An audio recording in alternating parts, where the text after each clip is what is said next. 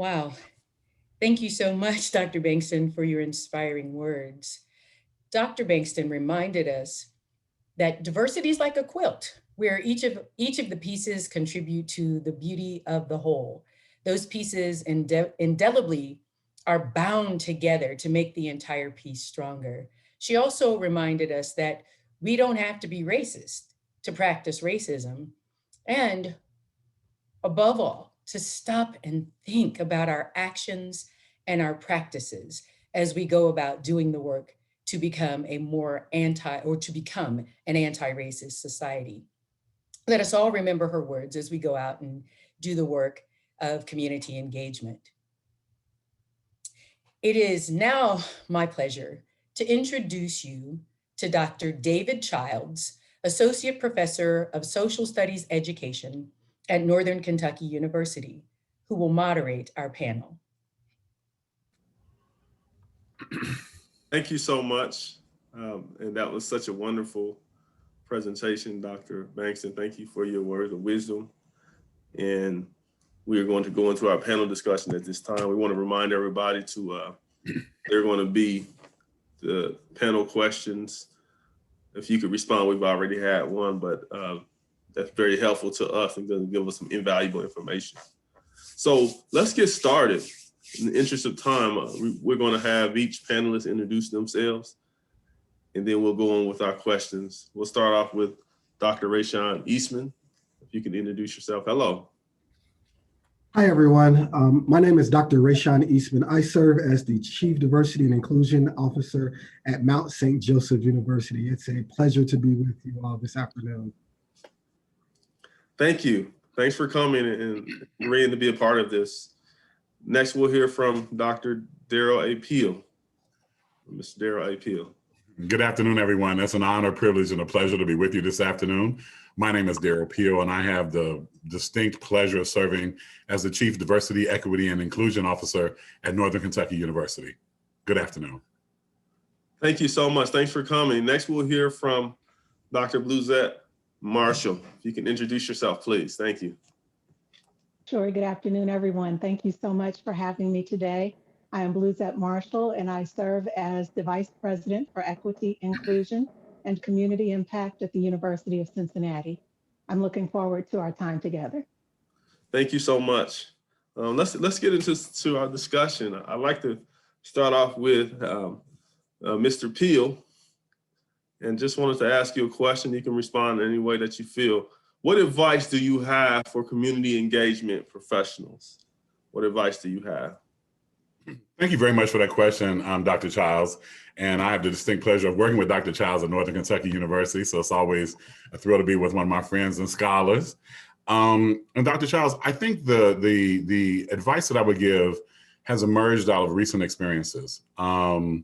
And while I have been engaged in doing this work and working in community engagement from a diversity perspective for a long time, what I've noticed lately is there's been a real focus on individuals who have really strong and wonderful intentions showing up in communities as subject matter experts. And I want to say to my colleagues that my advice is that when you make sure that when you're engaging those communities and you're there for your community engagement projects, that you facilitate them in a way that gives the community that you're there to serve and work with, and not work on, but work with dignity. And while all of our initiatives are birthed out of good intentions, we have to ask ourselves the question at the very beginning of the process, and that is are the strategies and everything that we're trying to do the most dignifying or even self-sustaining solutions for the recipients of what you're trying to do in your community engagement?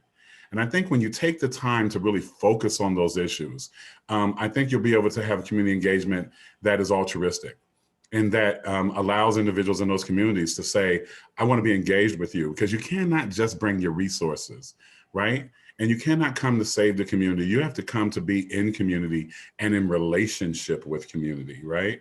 And I think that sometimes as we do community engagement, we go there as the mighty university. We're the university there to come and bring our subject matter expertise and our resources, when what we really are there to do is be partners with individuals to help grow those communities where we all live, work, and raise our families, right? And so staying really focused on that for me is one of the most important things. Thank you. And same question, Dr. Marshall, what advice do you have for community engagement professionals? Can you share with us, please? Sure. Well, I encourage community engagement professionals to really be able to determine, understand, and articulate their why, the reason why they lead and serve in our community. Please make sure that you ensure that it's not about personal recognition. It's not a savior complex. It's not to assuage any form of guilt or shame that you may possess, and that it's not part of fulfilling your company's organizational volunteerism requirement for a photo op. Please make sure that your service is truly a way of life that's focused on enhancing the quality of life for members in our community. Make sure that it's about a commitment to justice, eliminating barriers and structural inequities so that our community members can really live their best lives. When you're engaged in the work, I ask that you do it in a culturally responsive manner. Strive to evolve the programs and the services effectively in partnership and collaboration by engaging the communities and the family members in the design, the delivery, as well as the evaluation of the services that you're conducting. This is really can be seen more as culturally responsive service. I ask that you, forgive the horn in the background or the siren, but also please be mindful of the culture of individuals that you serve. Enhance your own cultural competence so that you're able to navigate lines of difference respectfully. Embrace a sense of cultural humility so that you're recognizing that you don't know everything about a community or its culture, but that you're willing to learn and to grow and serve with them. And in essence, just serve with empathy. Gain knowledge and understanding, learn from our families and our communities, reserve judgment, mitigate any racially biased interactions, and bridge cultural gaps. I would share one more thing with that, Dr. Childs, and that is do an assessment before you go. And that assessment has to be done in partnership with the community that you're going to engage, because all too often we become very patriarchal in our need to be involved in community engagement. And so sometimes we give people what we want them to have and not what they need. Because it has become part of our research. It has become part of our pedagogy. It has become part of something that we're interested in. So make sure that we're giving the communities what they need and what they want, and not what we want them to have. Wow, and I'm going to go to Dr. Eastman momentarily to respond, but I did want to jump back to Dr. Marshall. You used the term savior complex. What did you mean by that, and why can that inhibit what we're trying to do here? Sure. Well, this harkens back to what Dr. Bankston spoke about in her presentation, but oftentimes people may come into communities and think that something is broken in the community and that their frame of reference, their point of view is the correct way or the correct one, and that their way is the correct and only way. And so I'm just going to swoop in and I'm going to help you because you don't know any better. And that's not what communities need. The people who know best what's needed in the community are the community members. And so it's important that you go into the communities in service with the individuals, not to the individuals, being able to come in listening empathetically so that you're really listening to understand, you're listening from their perspectives, and you're listening in different ways. You're listening not only with your ears, but also with your eyes. You're listening in terms of your gestures and seeing the gestures of the individuals in the community. So you'll know best how to work with them to be of service with them. Thank you. And I've been starting to post the questions in the chat as well for the audience. Dr. Eastman, can you weigh in on that? What advice do you have for community engagement professionals? Yeah, I definitely wholeheartedly agree with my colleagues on this topic. And I'll just add two things. One is ensure that you educate yourself on the community that you're serving and understand the social injustices that have created the social conditions that they find themselves in. For example, I grew up in Lincoln Heights in Cincinnati, so north of Cincinnati within the 275 loop. One of the things that contribute to the social condition of that community is infrastructure for Hamilton County taxes, right? So when you understand the social injustices that have caused the plight, then you can work collaboratively with the community to begin to address those concerns that are there. The second would be to understand that the folks that you're serving have a voice. They are not voiceless. You just have to stop and listen. They will tell you exactly what they need and exactly how you can assist them to begin that process of healing the social injustices that exist that has caused their condition. Wow, thank you. Did you say healing? Healing. Wow, that's so powerful. Say more about that. Yeah, and the reason why I say healing is because the social injustices have caused great harm to many in our communities.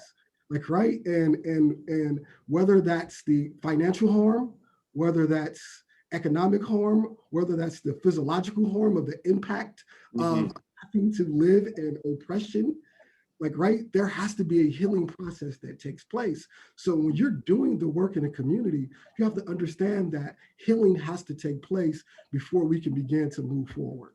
Wow, absolutely. It reminds me of the idea of racial trauma and historical racial trauma in present. So thank you. Mr. Peal, next question, and again, I'm putting them in the chat. When have you collaborated with your learning service? When have you collaborated with your service learning and civic engagement office and it's going well? And then perhaps if you can think of an example when it hasn't worked. So can you speak on that, please? Unmute and then speak on it, please. Thank you. He was waxing eloquent, I can tell. I will. I want to end with the positive, right? So I'll talk about a situation where I have engaged with a service learning office that didn't go well. I will also preface it with, it is not my current university. This was earlier at another university where I was at, and was also very well-meaning in service learning. But this particular situation, I think, taught everybody at the institution a lesson. So we were involved in new student orientation. And during this new student orientation, very well-meaning and very excited young professionals had decided to create what was an urban plunge or an urban experience in service learning for new students who are coming into new student orientation. As always, if you're one of the few African-American administrators on campus, you're encouraged to encourage students of color to be involved, to be engaged, to participate, so they can have representation and engagement from underserved populations and students of color. So I did, and one of the freshman students who came in was a scholar and was new to the institution and also from the city. And I was like, look, this is an opportunity for you to also go into the city. It's like, this would be great. I get to go back into the city where I'm from and do service. Unfortunately, the institution's preparation for the students was not nearly as sophisticated as it probably would be today. The young man got onto the van and during the orientation of transporting them to their site, they talked about the people in the community and what the people were like. They talked about the people as if they were going to a foreign land. They talked to them about these people, these poor people who live in this food desert who are starving and hungry. They talked about these poor people who live in a community where we encourage you not to leave the building where we're going to unescorted or without observation or notification because it's not that safe of a community. We're going to a community where there's not a lot of great sophistication, but the people who run the organizations are wonderful. And so make sure that you contact and stay in touch with them during your experience. What they did not realize is that young man was from that community. Wow. That young man had utilized and participated in events at that center. And so they talked about him as if he were the other. They talked about his family as if they were dangerous. They talked about going into that community as if it was unsafe. And this wasn't some war-torn community. This was a lower middle-class Black community with great values. And they chose that community because it was relatively safe, but this was not how it was portrayed in the orientation that was going down there. His whole concept and perception of what community service and community engagement looked like at his institution was patriarchal, had that Jesus complex, and was demeaning and saw him and his people and his community as the other. But it started out very well-meaning, but it was embarrassing. So what we had to do is we had to do a re-education. We had to talk about what it meant to be in those communities. We had to tell them that before you go into that community, you go down there and get people from the community to come and define, talk about, engage, and orient others who are coming to visit their communities. That your own stereotypes and your own preconceived notions of who people are based upon economic conditions that are on a paper or on a graph don't necessarily tell you the values of the community or the people who live there. Wow. Thank you. We had to have real different conversation moving forward about what that meant. We had to have real different conversation about what it meant to serve. We had to have real different conversation about what it meant to serve people and provide people an opportunity to have dignity and respect, and to go there not wanting to please yourself for your own personal opportunity to say you went and did something for poor people, but to be in community and to be a part of community and to be in a part of a social justice community. And to know that these people are not waiting on you to come and save them. You know, there's already an infrastructure. The people were already okay. But we were going down there because we said we had extra resources and we wanted to paint part of the facility. We went down there and said we wanted to help re-landscape the exterior. We went down there to say we wanted to add some equipment to a playground. We didn't go down there to save people or to talk about how they're dangerous. Or that their living conditions were subhuman and you have never been to their home. So again, that was one of the embarrassing things. One of the most positive things I've had is here recently when I got to Northern Kentucky University, I was asked by Dr. Mark Nykirk to be a part of a conversation about how Northern Kentucky University can go into communities in Northern Kentucky and the river cities and how can we best help leverage our resources in order to come down to make a difference. And it was so wonderful because we listened. We weren't there to tell them what we wanted to do. We were saying that Northern Kentucky University wants to be a good steward of place. That we want to be good stewards of place, and that we're located here in these communities and we want to be a part of this community because we are. And we care about how the people who in these communities live around us. And so it was really a focus on that. And we went down there, and I appreciate Dr. Mark Nykirk and his work in community that has really gained Northern Kentucky University an incredible relationship and reputation because of the work that he does. But he does it in a way that is so nurturing and caring and focused on hearing from the community what they have. And so I'm glad to be at NKU, baby. I got a whole new experience. Lived through that last one, but we're all okay. Thank you for sharing that. It's so much that we could say. I found myself really shocked to hear what you shared, the story that you shared about the young man. And myself being from the inner city, I can relate to that as well. Same question, Dr. Marshall. When have you collaborated with your service learning and civic engagement office and it's going well? And then when hasn't it worked? If you can think of an example as well. Sure, thank you so much. I will say the way that my community engagement area and I collaborate currently is with an initiative that's under our umbrella of CPS Strong, which is supporting our Cincinnati public schools. And the collaboration really extended in advance of us standing up this CPS initiative. And it's through a program known as Bearcat Buddies.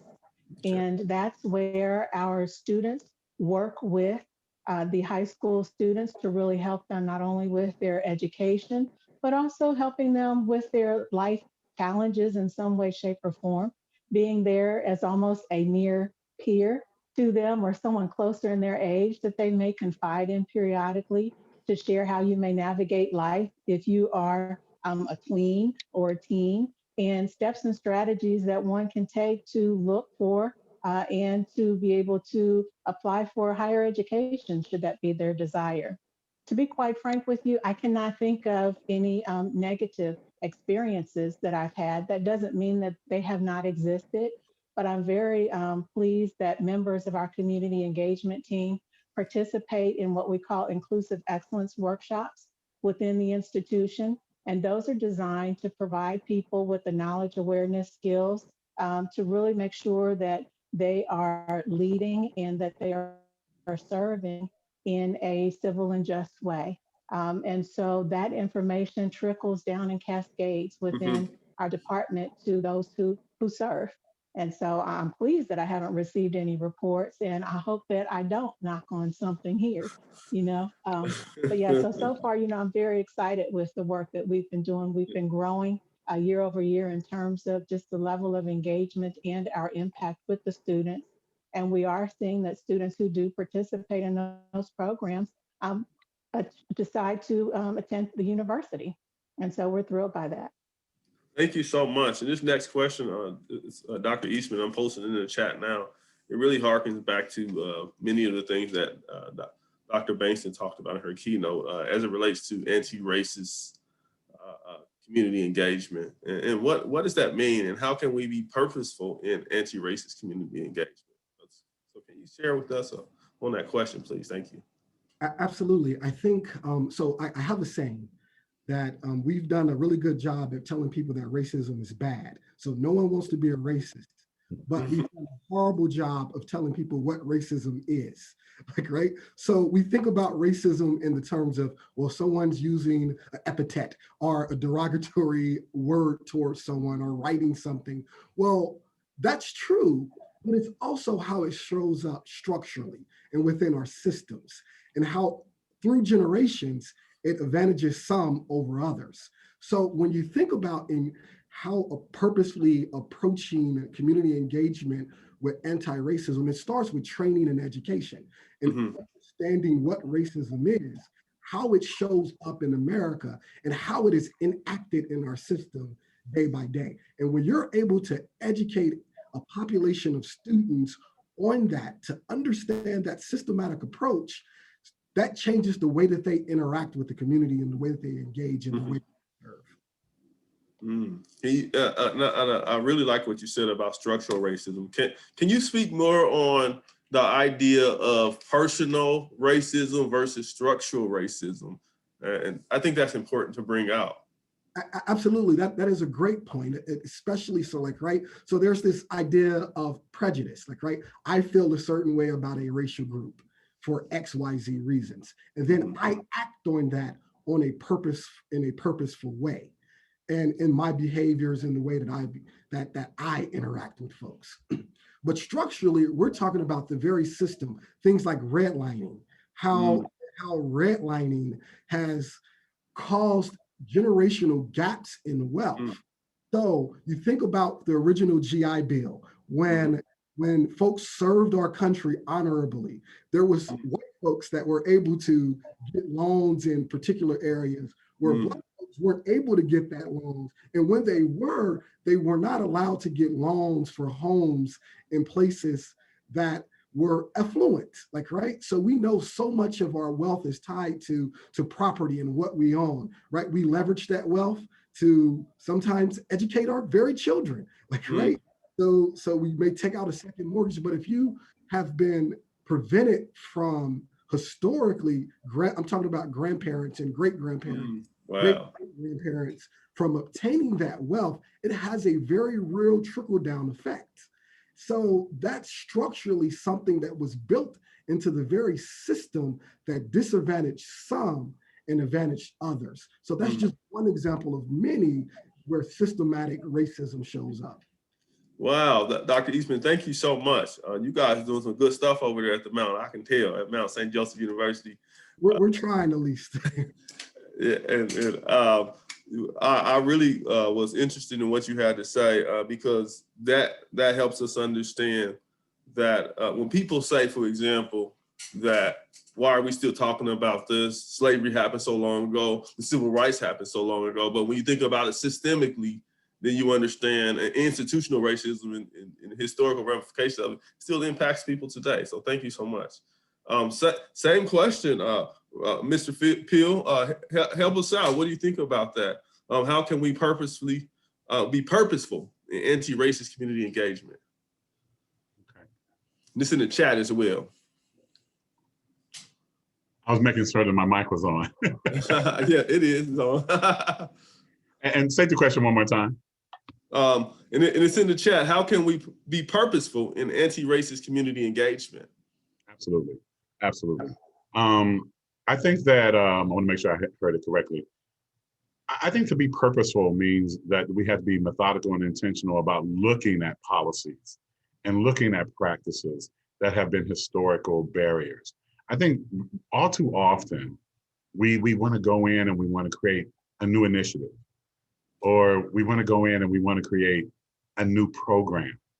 But we haven't dealt with the very obstacles and barriers that have made it impossible for people of color, women, to move about freely and to have access inside institutions. And some of them are even policies, I know in higher education, we often talk about it in terms of promotion and tenure. And what is it that we value? And how do we look at it? And what lens do we look at it? And how do we decide what is valuable and what is not? And also I think about it in terms of the distribution of resources. Oftentimes in institutions and universities, we have offices and programs that are there to assist and support, people who are pushed to the periphery, people who are underserved minorities, Black folks, white folks, Latinos. But then, those offices can only be so effective without having the appropriate resources and the human capital to get the job done. So if we're going to be purposeful about dealing with anti-racism as it relates to structural issues, then we have to deal with the policy. We have to deal with the procedure. And we have to ask those questions, because without the infrastructure, we just continue to repeat itself. The barriers remain in the way, and the programs can only be so impactful. Right. So I start there. Yeah, thank you so much. Wow, so much came to my mind especially when you talked about promotion and tenure and those structural barriers that may keep a department or a college or university basically racially homogenous, primarily white, because of those structural barriers in place. And because we have to decide what we value within those departments, and how do we broaden that base and be more culturally competent when we look at the barometer by which we measure what is valuable. Yeah, right. Like what is important? What a priority? It is a values question. What's the priorities? Same question, Dr. Marshall. Being purposeful in terms of anti-racist community engagement. How can we do that? Sure. Well, I think that we've already talked about it from looking at it through an historical perspective and understanding how and why certain systems exist, understanding how they have been maintained over time through practice. As we look at the different policies and current practices, oftentimes we tend to look at them through the lens of someone else is doing this, but we really don't look at it from the perspective of how am I contributing to the maintenance of this particular system? And what can I do every single day, every hour, every minute to make sure that I'm very intentional in terms of what I'm seeing, what I'm reviewing, and what my actions will be, such that I'm able to discern or decipher where there may be some inequities or disparities and how it may have an adverse impact on certain populations, and what I can do in my personal power to be agentic to stop it, so that we can have better outcomes for all people within our communities. Thank you so much. Just related to that question, go back to Dr. Eastman. What should universities be doing? Because we're here we come to a lot of conferences like this, and with COVID-19, we've been doing a lot of remote kinds of conferences, and we get a lot of information, but it's helpful if we can think about how to operationalize things and what are takeaways. What should universities be doing in terms of their role in helping to shape a more just future for the community? Like, what are some specific things? That's a very great question, and one that I think that I've pondered a lot, and I think I've settled on. First, we have to be okay with saying very real things. It's okay to say racism. It's okay to say sexism, right? And so on and so on and so on. And oftentimes as universities, we dance around these very topics, right? And we talk about them in very coded ways. Well, our minority students are a little upset right now, right? The minority community, right? Okay, let's interrogate that. Why are they upset? Right? What are the things that's causing them to be frustrated with the very system that they're engaging with? And those are the type of conversations that have to happen. I've been very fortunate to work with Keith Lancer at Mount St. Joseph, where he's not afraid leading our community engagement office to say, let's have a conversation about racism and how we can be anti-racist in our work. And that's where it starts. The awareness and acknowledgement of those things. And then you can move into doing very real things to help educate and help change the social conditions. So as a university, what we can do, like, right, we oftentimes pontificate and sit in our ivory towers and talk to each other. We need to engage and interact in our community in very meaningful ways. So for example, when it comes to businesses, like, right, there are incubators that are started, that universities create and they start. Well, one of the things that universities should probably start doing is using the intellectual resources that they have and start tackling societal issues, just like we're talking about here, and create incubators on their campus to solve these problems beyond the walls and confines of our universities within our community. How impactful would it be if for the universities around Greater Cincinnati to get together and say, you know what, let's bring in the intellectual capacity that we have. Let's bring them together and really develop a concrete plan that we can present to folks to really solve the injustices around our community. Because, right, we all have fancy degrees and hopefully intellectual capacity. We should put it to use in very meaningful ways for the greater community. Because I think people don't realize is that racism and the isms impact our society. I mean, the election we just went through and all of the turmoil that happened at the Capitol was a direct result. All of the tension was a direct result of us not getting the diversity piece right. So when racism happens in our society, and it affects all of us, not just Black folks. Well, the reality, a Citigroup recently did a research on the economic impact of racism. And the number was astonishing. It was about $15 trillion over a decade that the cost that wasn't injected into the economy because of racist practices and behaviors. So, like, right, so if there isn't an intrinsic value, like, right, maybe there's a monetary value that's racist. Yeah, I mean, that'll get people's attention, the money. Thank you. Mr. Peal, what should universities be doing? And you already kind of got into it. What should universities be doing in terms of their role in helping to shape a more just future for the community? So I think it's a multi-contextual kind of a response, because some of the work has to be done internally, and then the other work has to be done externally. And I don't think you can do one without the other.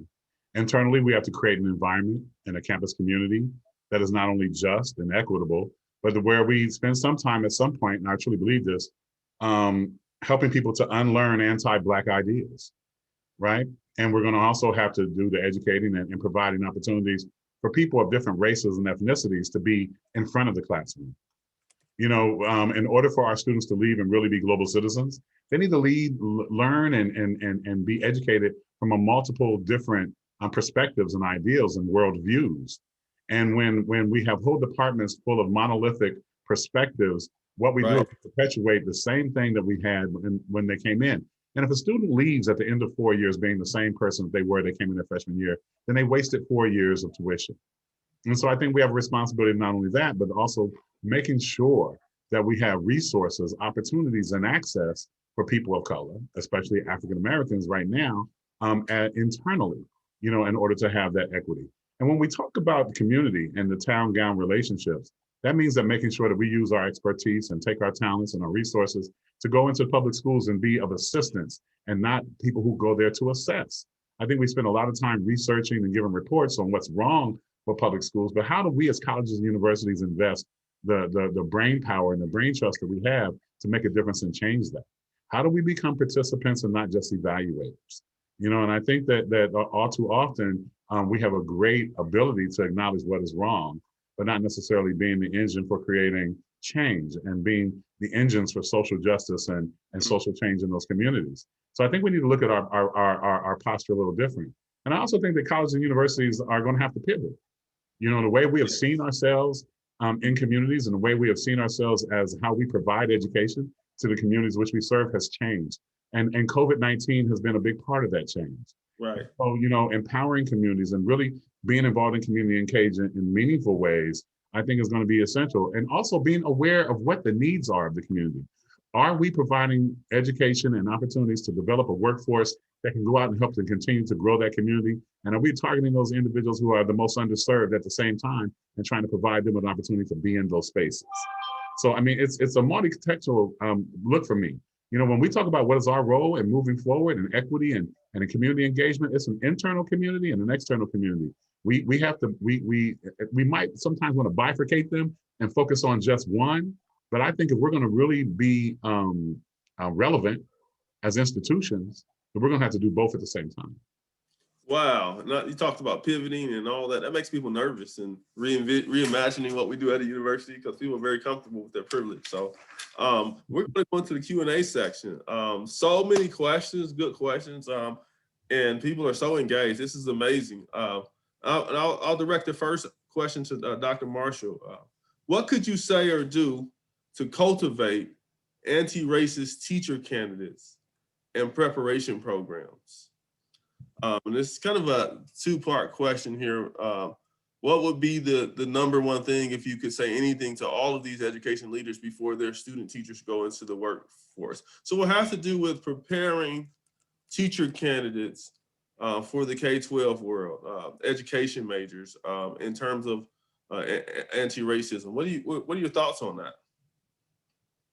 Sure. So initially, my thoughts are that my hope is that these teacher candidates have actually benefited from culturally responsive instruction themselves, that they have been in an educational environment where the curriculum really speaks to the multifaceted world in which we live, that they've been able to see themselves and other individuals who represent the spectrum of humanity in the core lesson plans, in the scholarship, in the research, such that when they are providing instruction to students who look different than them, they are able to pull out and to highlight multicultural researchers and scholars for their students.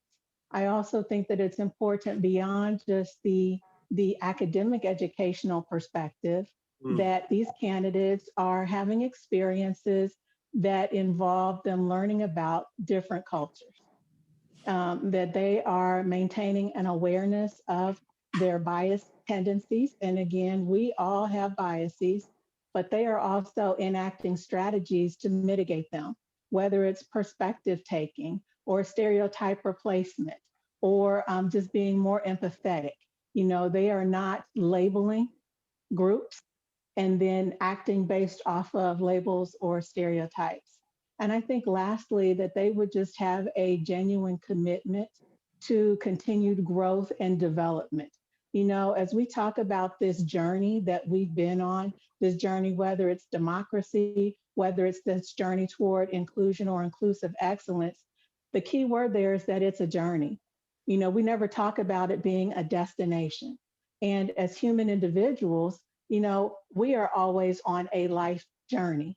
And so the hope is that with each breath that we take, we are taking in new knowledge. We're taking in new ideas. We're taking in new perspectives so that we can think about that. We can think about how it resonates, how we contribute, and how we can then share that back with our students so that they can learn, grow, and thrive and uplift humanity.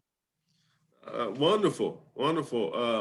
And same question to Dr. Eastman in terms of teacher prep programs. How can we prepare our candidates to be anti-racist teachers when they go out into the field? Can you speak to that, please? Yeah, absolutely. I think that to create the understanding that diversity will just show up, racial diversity will just show up in some districts more so than others. Like, right, there's not really a control over who shows up into your classroom. However, you can control what that classroom environment is like, how you're cultivating an inclusive space for all students and across ideologies and perspectives and how you're creating that sense of belonging. Because what we know so much about education is that sense of belonging matters. And many psychologists will say it matters as much as the lower realm of the hierarchy of needs that we're familiar with, the food, water, shelter. Belonging matters that much. So create a space where folks feel like they belong. Create a space that's equitable for them. And it's a little bit of a silly saying, but we talk about belonging in the sense of dancing like no one's watching. That's how your students have to feel in that space. So how you go about cultivating that space is educate yourself. And as Dr. Marshall said, understand what your biases are, because the reality is, and we don't like to admit it, is that we all have biases. And we have to own those biases and mitigate those biases. And that's how we begin to create a space that's inclusive and anti-racist for folks. So belonging, I'm going to just harp on belonging, because I know that there's a correlation between belonging and success academically. Cultivate a belonging space for your students.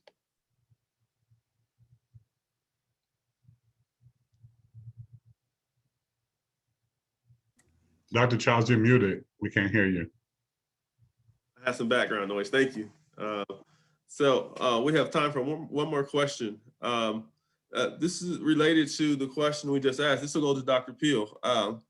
So when student identities, how do you help students, and you guys have been speaking on this, how do you help students do well when they go into teaching to, let's say, teaching backgrounds that are different from their own? So middle-class white background, rural white backgrounds, teaching in Cincinnati public. What advice would you give to those kinds of students? That's a very good question. And you know, and the schools and departments of education that I've been affiliated with or been on campuses with for the last 10 years, I think have all been vigorously trying to address this with multiple different approaches. And I think one of the first things that has to happen is something that Dr. Marshall spoke about. And that is, we have to do a good job of giving them an opportunity to learn about and be engaged in cultural competency training. They also have to have an opportunity to be able to be engaged in those communities and be in relationship with those communities. I think all too often we want this to be a transactional relationship. If I go there and I'm nice to them, then they'll listen to me and they'll learn. But that's not how that works. It's not that transactional. You know, and I think we have to acknowledge when we're training folks that oftentimes we exist in two parallel universes, and that we have to be intentional about the intersections and how we provide an opportunity for those intersections to occur.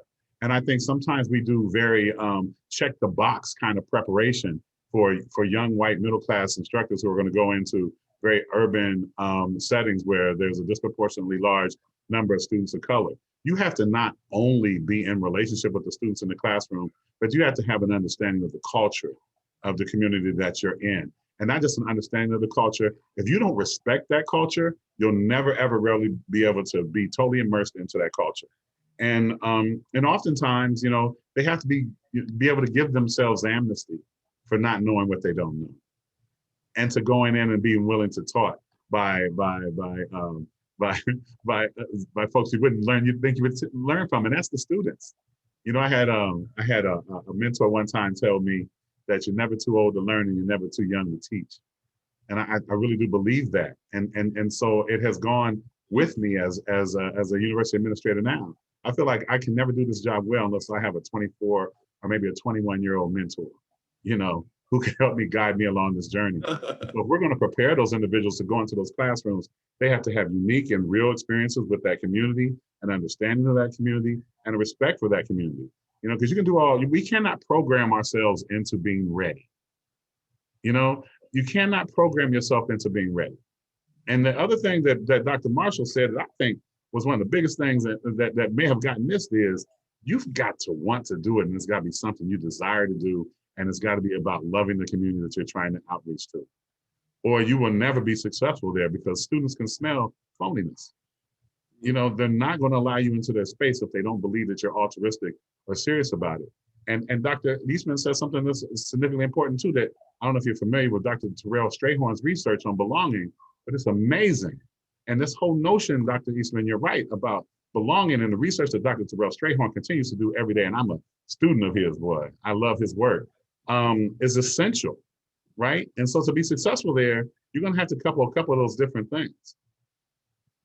Yeah, thank you so much. And that's our time. We're going to give Dr. Marshall or Dr. Eastman and even Dr. Peal, if you guys, if you folks have any parting words, 30-second parting words, you have that space. I'll start if it's okay. This work is hard, and it will be hard. So it's okay if you struggle, but never stop grappling and never stop fighting to do the right thing. Yeah, thank you. Never stop fighting. Dr. Marshall? You know, I echo that. It's not a destination, it is a journey. Stick to it, and you have to do something every single day. Every single day. Yes, Mr. Peal. That you have to be honest with yourself and find out if you're really committed to doing this work. Because as Dr. Eastman said, it's not easy. If it was easy, everybody would be doing it, right? But you have to be both committed, you have to be focused, and you have to care about making a difference in the lives of the people who you say you're going to serve. Thank you. And I'll just close out by saying thank you, everybody, for participating. Often this work gets shifts to people of color, but it's a project where it's all hands on deck. If you're sitting out of the conversation because you're not a person of color, you don't have a diverse background, you're missing the point. This is all hands on deck. It's an American project. It's a world project. So thank y'all for tuning in. That's all I have. Thank you for the panelists, and let's give them a virtual round of applause. They did such a wonderful job. We're all smarter. Our IQs have been raised. Thank you. So we're going off camera now. Thank you.